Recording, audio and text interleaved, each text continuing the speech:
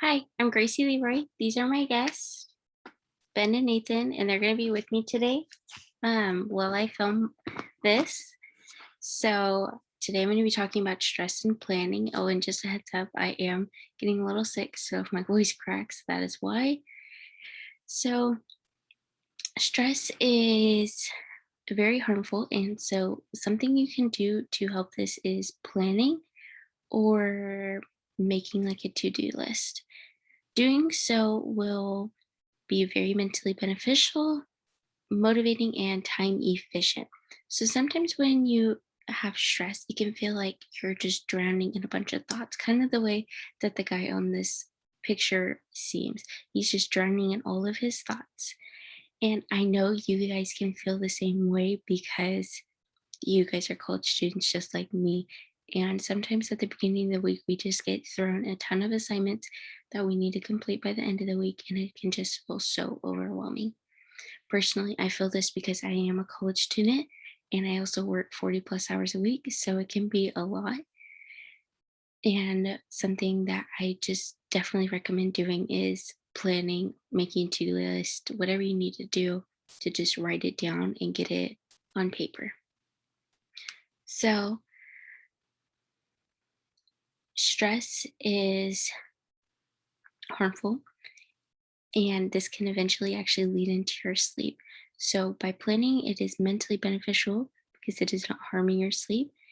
And in the Public Library of Science's October 23rd, 2020 article, it states that stressors cause insomnia, even if you do not have any other issues such as anxiety or depression. And this is just no matter what you do throughout the day and no matter what your mental stability is, that you can still have stress and it will then later affect your sleep patterns that can eventually lead to insomnia. Another article by Biomed in December 1st, 2020 or 2015, sorry, states that more active students suffer from stress, which leads to less sleep. When you're more active in school, you have more assignments, more classes, all of that, even just extracurricular activities.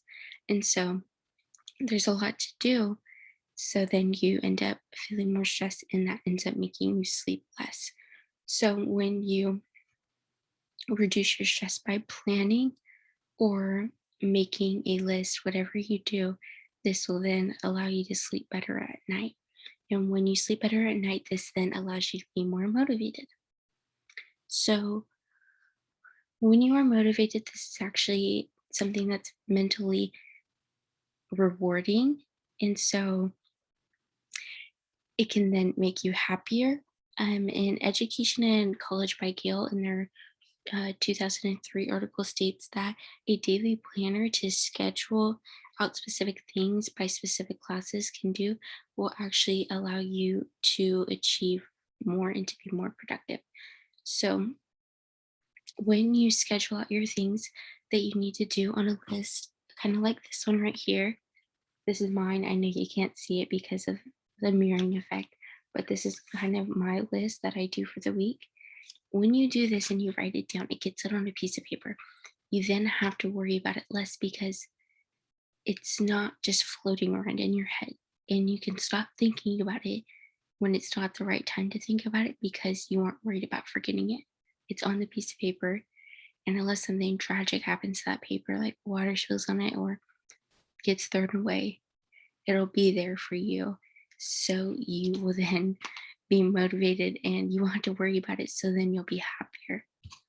And when you are motivated and happier, you then want to kind of achieve more. It's like when you make your bed in the morning, it then allows you to do more productive and motivating things throughout the rest of the day. So when you write it down and you go through it and you kind of check off the things, like in this one, I have like little triangles on it. And so when you fill it out, you can, the little empty triangles are the things that you haven't done. The filled in ones are the ones you have. So once you start filling them in, you kind of want to fill them all in. So that leads you to do more and more things, which then allows you to be happier because that's less things you have to do and then makes you more productive. So let me move this. There you go. So when you are productive, you then don't have time to procrastinate.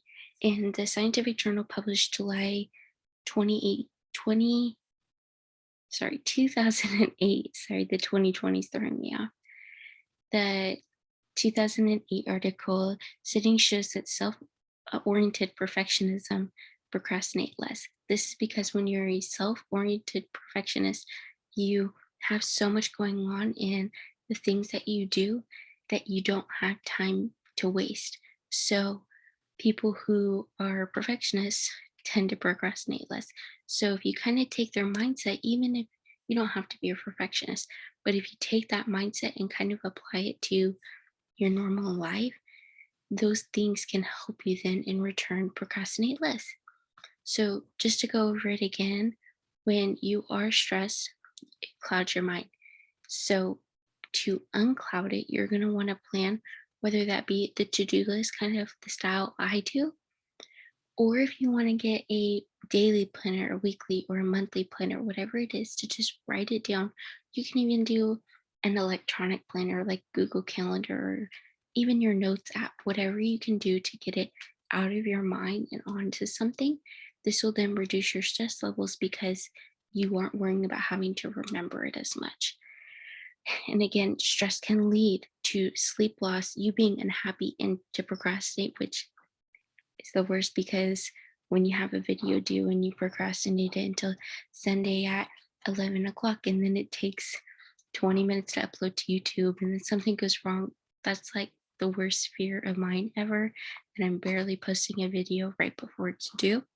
So procrastinating is the absolute worst. So I recommend for you guys, especially in this class, to plan out the things that you need to do.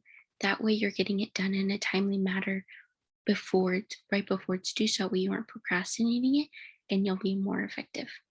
Thank you.